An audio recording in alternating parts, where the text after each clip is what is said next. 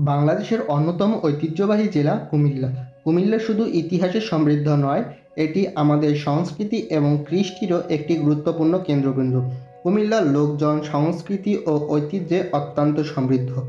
বাউল গান, মুর্শিদি, মারফতি এবং কুমিল্লার মিঠাই যেমন রসমালাই দেশ জুড়ে বিখ্যাত।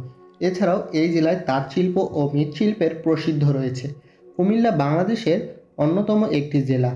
এই জেলায় রয়েছে বহু প্রাচীন আকর্ষণীয় স্থান। এখানকার শালবন বিহার, ধর্মসাগর এবং লালমাই পাহাড়ের সৌন্দর্য মানুষকে মুগ্ধ করবে। প্রায় 25 লক্ষ বছর পুরনো প্লাইস্টোসিস যুগের এই পাহাড়টি গঠিত হয়েছে বলে মনে করা হয়।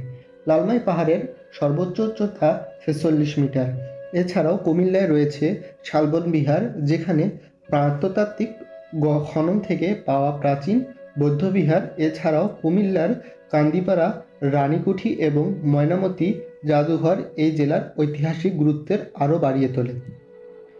পর্যটকরা এই স্থানগুলোতে এসে প্রাচীন ইতিহাস সম্পর্কে জানতে পারবে এবং প্রাকৃতিক সৌন্দর্য সম্পর্কে উপভোগ করতে পারবে।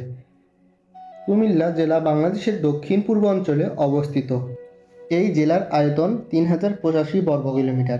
এই জেলা এক সময় ত্রিপুরাদের অধীনে ছিল এবং পরবর্তীতে এটি মোগল ও ব্রিটিশ শাসনের অধীনে আসে।